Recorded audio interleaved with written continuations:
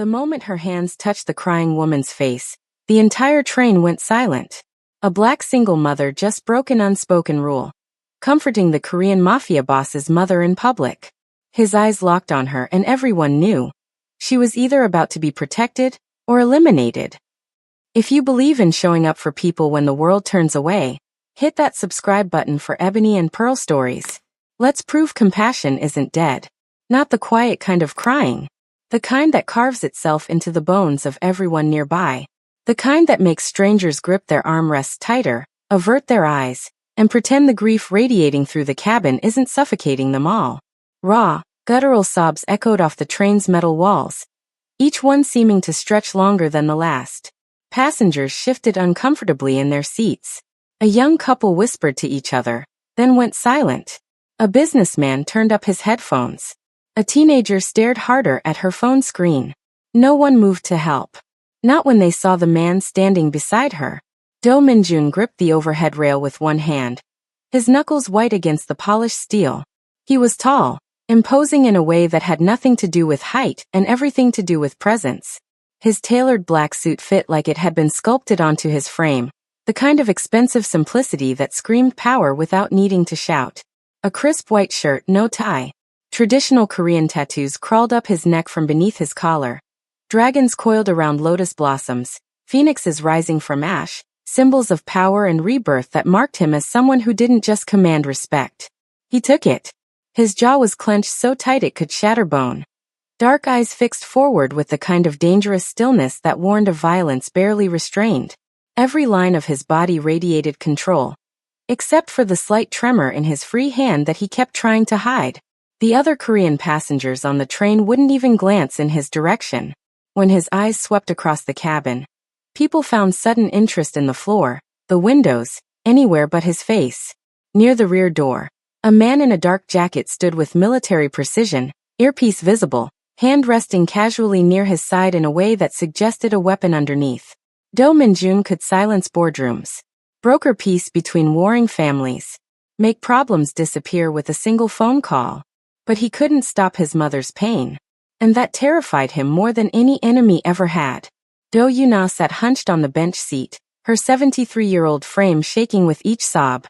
Her hands trembled so violently that the white silk handkerchief embroidered with cranes, a gift from her late husband, kept slipping through her fingers. Each time it fell, she whispered frantic apologies in Korean, her voice cracking under the weight of something older and deeper than grief.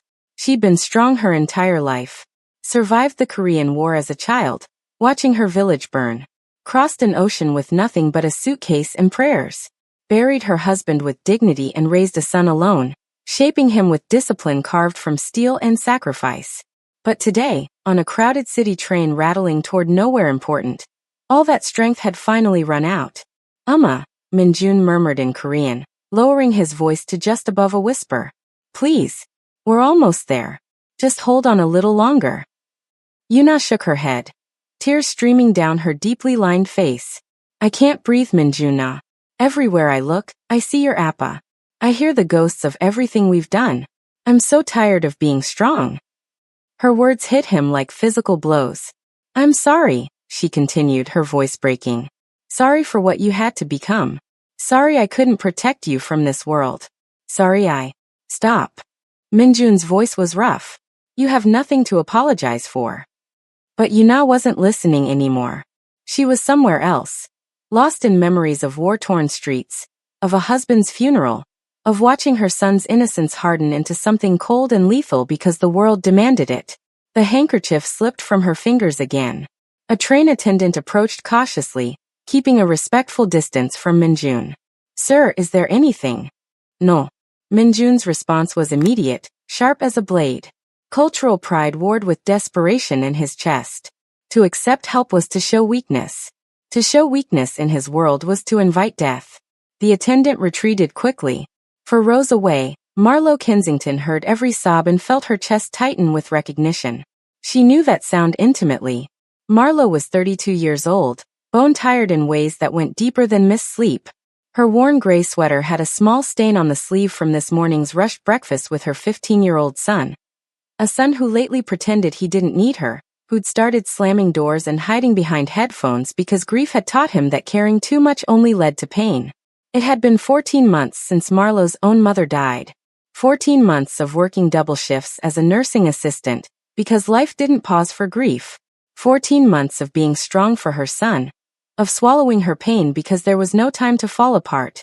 No luxury of breaking down on a train while strangers watched. She'd cried exactly like that once. Alone in her car after a particularly brutal shift. The same desperate, bone-deep sobs that came from holding on too long. From being strong when your soul was begging to rest. Marlowe watched the older Korean woman's shoulders shake, watched the expensive handkerchief flutter to the floor for the third time, watched the dangerous man standing guard try and fail to comfort her. And she saw herself. Saw her mother. Saw every woman who'd ever been told to be strong when what they really needed was permission to break. The handkerchief lay on the floor between them, delicate white silk against dirty subway tile. The train jolted over a rough patch of track. Marlowe's hands gripped her knees. Don't get involved. You don't know these people. Look at him, he's dangerous. This isn't your problem. But the woman's crying grew harder, more desperate, and Marlowe felt something crack open inside her chest. A year of her own unprocessed grief. A year of watching her son suffer in silence. A year of being told that strength meant suffering alone. Before fear could talk her out of it, she stood. The movement felt slow and fast at the same time. Her worn sneakers carried her across the aisle. Hyper-aware of every eye suddenly tracking her movement. The man's gaze snapped to her instantly, sharp, assessing, lethal as a loaded gun. His eyes asked a single question. What are you doing? Marlowe ignored the warning written across his face. Ignored the bodyguard who shifted position near the door. Ignored every instinct screaming at her to sit back down and mind her business. She crouched low in front of the crying woman and gently picked up the fallen handkerchief. Their eyes met, and the entire train seemed to hold its breath. If you can't stand watching people suffer alone while the world looks away, drop a subscribe and comment what time you're watching this. Only the cold-hearted would scroll past this story, and I know that's not you. Marlowe held the delicate handkerchief in her hands, its silk cool against her fingertips. Around her, she could feel the shift. Passengers leaning forward in their seats, whispers dying mid-breath, the air itself seeming to thicken with tension. The bodyguard by the door straightened, his hand moving fractionally closer to his jacket. Minjun's entire body went rigid, every muscle coiling tight. His hand released the overhead rail and moved toward Marlowe in what might have been a warning or a threat. But Marlowe wasn't looking at him. She stayed crouched low, making herself smaller, non-threatening. Not towering over this grieving woman, but meeting her at eye level. The way you would with a frightened child or a wounded bird. Ma'am, Marlowe said softly, her voice barely above a whisper. You dropped this. She held out the handkerchief. Do Yuna stared at her through tear-blurred eyes, confusion and pain warring across her lined face. Her hands trembled in her lap, fingers twisted together so tightly the knuckles had gone white. Marlowe didn't wait for permission. She reached out slowly, deliberately, and gently covered Yuna's shaking hands with her own. The reaction was immediate. Gasps erupted throughout the cabin. A Korean woman 3 rows up whispered urgently to her companion in shocked tones. The businessman yanked out his headphones, staring openly now. Even the teenager lowered her phone. A black woman, touching a Korean elder. Without invitation. Without introduction. In full view of everyone. Cultural boundaries weren't just being crossed, they were being shattered. Minjun took one sharp step forward, his voice low and dangerous. What do you think you're? But his mother's sob cut him off. Yuna looked down at Marlowe's hands, brown skin against her own weathered, pale fingers, and something inside her broke open completely. Not fractured. Not damaged. Released. She collapsed forward into Marlowe's arms like a dam finally giving way. Marlowe caught her instinctively, wrapping her arms around the older woman's trembling frame and pulling her close. Yuna buried her face in Marlowe's shoulder, her sobs deepening, becoming raw and primal. The kind of crying that comes from decades of holding everything together when you want it to fall apart. The train swayed, and Marlowe rocked gently with emotion, one hand cradling the back of Yuna's head, the other rubbing slow circles on her back. Without thinking, Marlowe began to hum. Low and soft. An old lullaby her own mother used to sing when Marlowe was small, when the world felt too big and scary. Not Korean. Not English. Just sound. Just comfort. Just the universal language of someone saying, "You're not alone. I've got you. It's okay to break." The atmosphere in the train car shifted like a physical thing.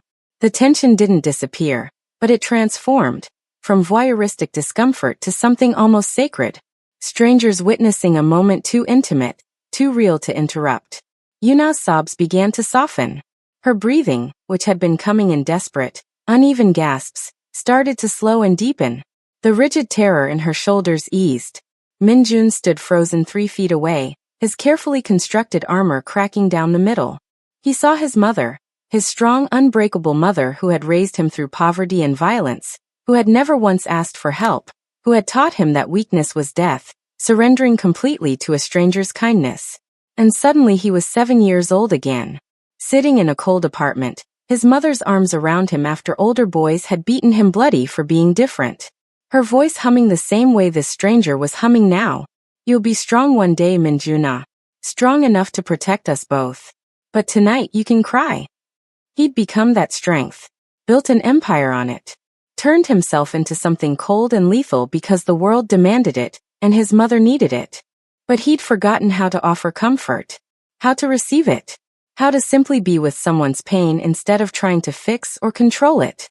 This stranger was doing what he couldn't. For the first time in 20 years, Do Minjun surrendered. He didn't stop her. Didn't interfere. Didn't let pride or fear or reputation dictate his actions. He simply watched his mother rest.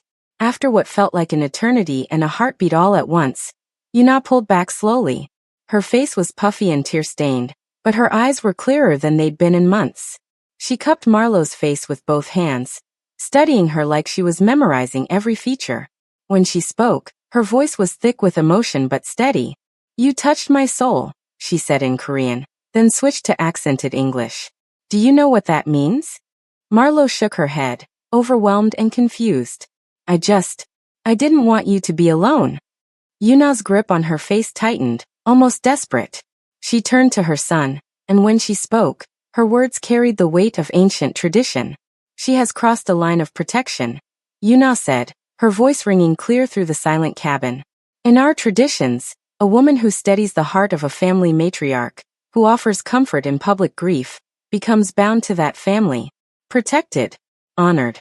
She paused, and her next words fell like stones into still water. "Invisible to every enemy we have." The color drained from Minjun's face. His mind raced through the implications. His world wasn't just business. It was blood feuds stretching back generations, rival families watching for any sign of weakness, enemies who would exploit any opening.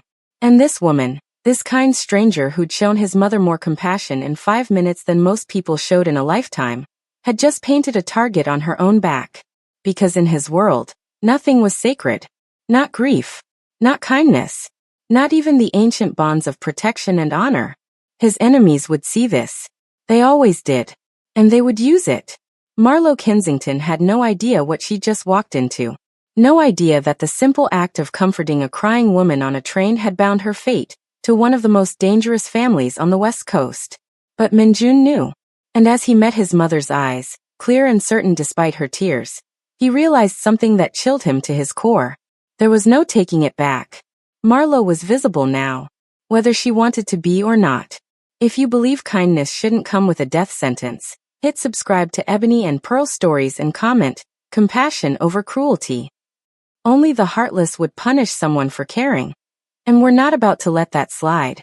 2 days later, Marlowe stood at her apartment window, staring down at the black Mercedes that had been idling across the street for the past 15 minutes. She hadn't heard from the Korean woman, or her terrifying son since the train. Had almost convinced herself it was over, just a strange, emotionally charged moment between strangers that would fade into memory like everything else. Then the messages started. First, a text from an unknown number. "The kindness you showed has been noted." Then yesterday morning, a delivery of expensive Korean tea she definitely hadn't ordered, with a card that simply read, "For comfort. Dei." And now this car. Sleek, expensive, with tinted windows that refused to reveal who was inside. Marlowe's 15-year-old son Dennis appeared beside her, basketball under one arm. Mom, that car's been out there forever. You think we should call someone? No, Marlowe said quickly. Too quickly. It's probably nothing. But her hands were shaking. The rear door of the Mercedes opened. Do Min-jun stepped out, and even from 3 stories up, Marlowe could feel the weight of his presence. He looked up directly at her window, and their eyes met. He nodded once. An invitation. Or a command. Marlowe couldn't tell which. Stay inside, she told Dennis, grabbing her jacket. I'll be right back. Mom, 10 minutes. I promise. She took the stairs instead of the elevator, her heart hammering against her ribs with each step. By the time she pushed through the building's front door, Min-jun was standing on the sidewalk, hands in his pockets, looking impossibly out of place in this worn-down neighborhood with his expensive suit and dangerous eyes. Miss Kensington, he said, his voice formal. We need to talk. About what? Marlowe crossed her arms, defensive. I helped your mother. That's it. I don't want anything from you. I know. Something flickered across his face. Respect, maybe, or regret. That's the problem. He gestured to the car. Please. 5 minutes. I owe you an explanation. Against every instinct screaming at her to run, Marlowe got in. The interior smelled like leather and expensive cologne. Min-jun slid in beside her, and the driver pulled away from the curb without being told. Where are we going? Marlowe demanded. Nowhere. Just driving. More private this way. He turned to face her fully. What you did on that train, it was noticed. By who? People in my world. He paused, choosing his words carefully. I'm not a legitimate businessman, Miss Kensington. I run operations that exist in shadows. My family has enemies, powerful ones who've been looking for leverage against us for years. Marlowe's blood ran cold. What does that have to do with me? My mother has been ill. Dementia early stages. Our rivals know this. They've been using it, spreading rumors that I'm distracted, weak, that my family is vulnerable. His jaw tightened. When you comforted her publicly, bound yourself to her through that act of protection, you became part of a very old, very serious tradition. One my enemies will exploit. That's insane, Marlowe whispered. She was crying. I helped her. That's it. In your world, yes. In mine. He met her eyes. In mine, compassion is currency. And you just made yourself valuable. The car turned down a quiet street. Marlowe's mind raced, thinking of Dennis, of their small life, of how desperately she'd worked to keep them safe and invisible after his father left. I didn't ask for this, she said, her voice breaking. I have a son. I can't. I know. Min-jun's voice softened fractionally. Which is why I'm here. To warn you. And to offer protection. I don't want your protection. I want to be left alone. It's too late for that. Before Marlowe could respond, his phone buzzed. He glanced at it, and his expression darkened. What? Marlowe asked. He showed her the screen. A photo of her apartment building. Taken today. From ground level. The message beneath it read, she doesn't belong to you yet. Send her away, or we'll do it for you. Marlowe felt sick. The car stopped outside a small house in a better neighborhood. Min-jun opened the door. Come. My mother wants to see you. I should go home. Ms. Kensington. His voice was gentle but firm. You're being watched. Right now, the safest place for you is with us. Inside, the house was modest but elegant. Do Yuna sat in the living room, looking stronger than she had on the train. When she saw Marlowe, her face lit up. You came, she said, standing slowly. I wasn't sure you would. Your son didn't give me much choice. Yuna gestured for Min-jun to leave them. He hesitated, then withdrew, though Marlowe could feel him hovering just outside the door. I need to ask you something, Yuna said, taking Marlowe's hands. And I need you to understand. This is a choice, not a demand. What is it? Stay. Not here, not forever. Just present. Visible. Let them see that our family has honor still, that we protect those who show us kindness. Her grip tightened. You didn't ask for this burden. But you carry it now. And I'm asking, begging, that you let us carry it with you. I have a son, Marlowe said, tears burning her eyes. I can't put him in danger. Then we protect you both. From the other room, Minjun's phone rang. Marlowe heard his sharp intake of breath, then low, rapid Korean. When he appeared in the doorway, his face was carved from stone. They're demanding an answer, he said quietly.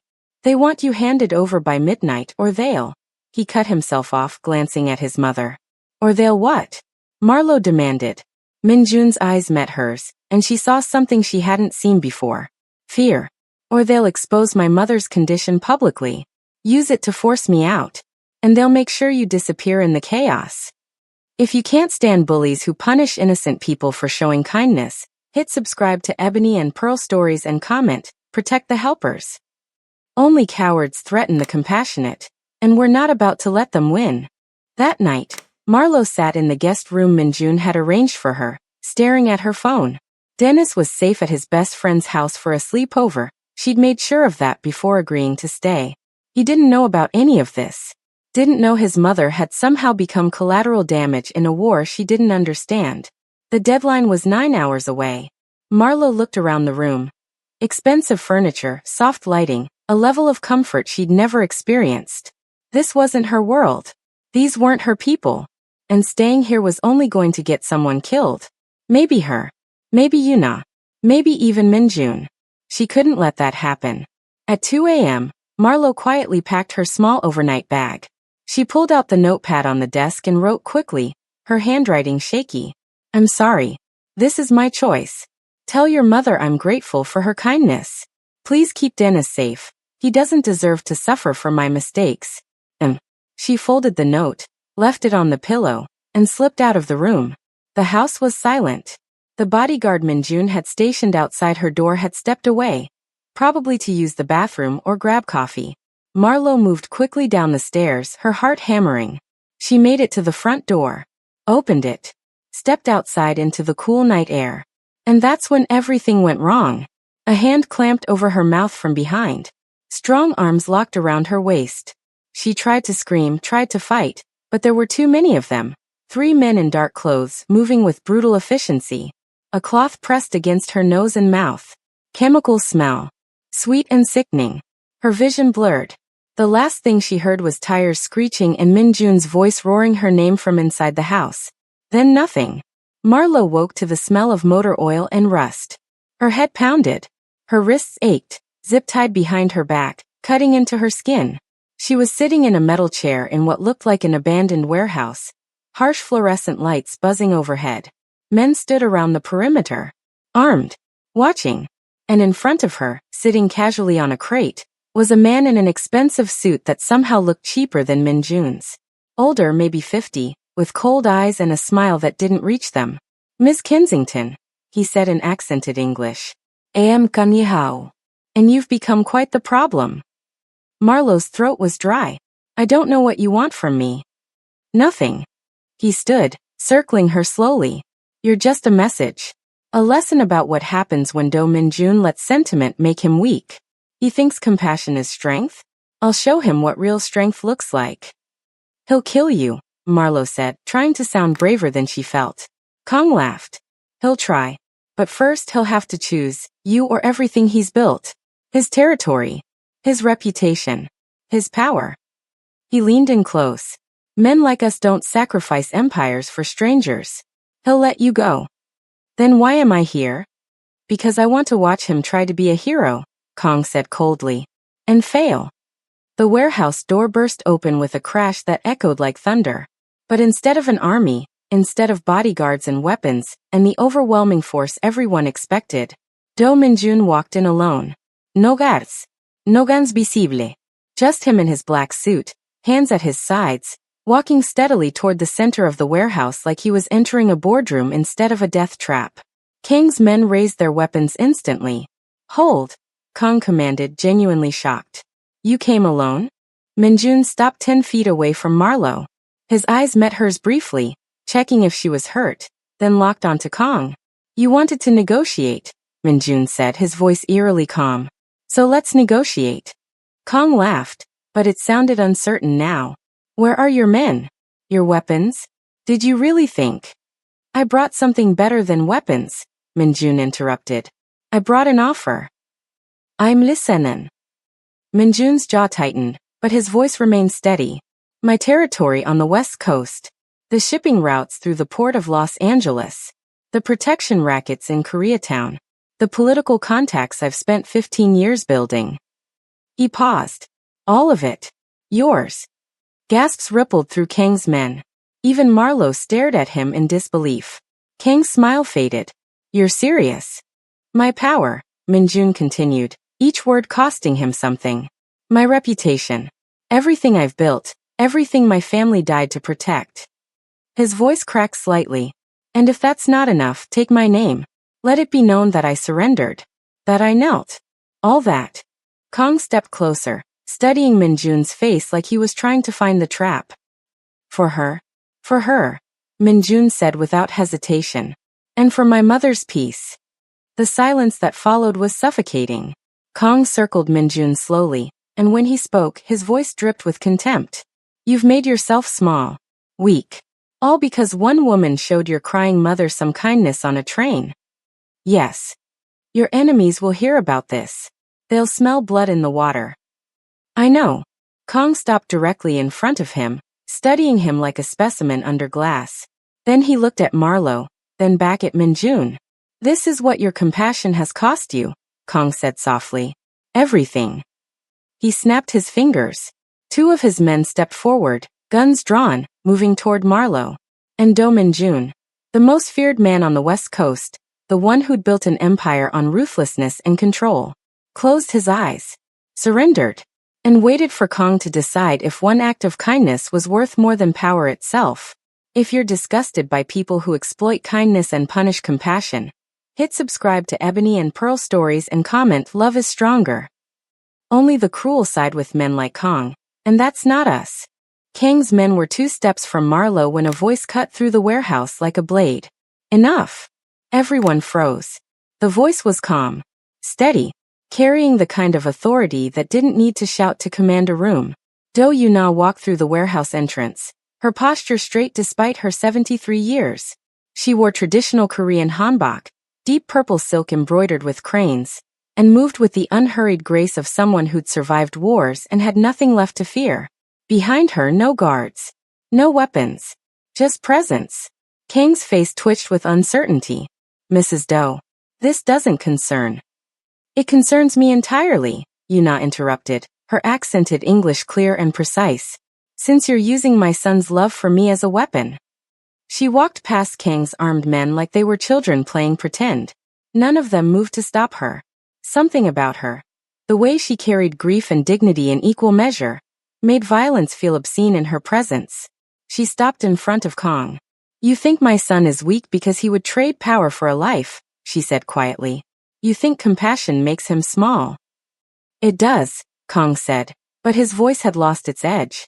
No. Yuna's eyes hardened. I did not raise my son to rule through fear alone. I raised him to know when to hold power, she paused, and when to let it go. She turned to Minjun, and when she spoke, her voice carried across the warehouse like a benediction. Minjuna. Show them what real strength looks like. Minjun met his mother's eyes, saw her permission, her release, and then, in front of his greatest enemy, in front of armed men who'd spent years fearing his name, Do Minjun knelt. Not in defeat, not in surrender, in choice. He bowed his head, palms flat on the concrete floor, and spoke in Korean. I choose love over power, humanity over empire, my mother's peace over my pride. The gesture was ancient, final, a public destruction of everything he'd built his identity on. Kang stared, his face cycling through shock, contempt, and something that looked disturbingly like fear.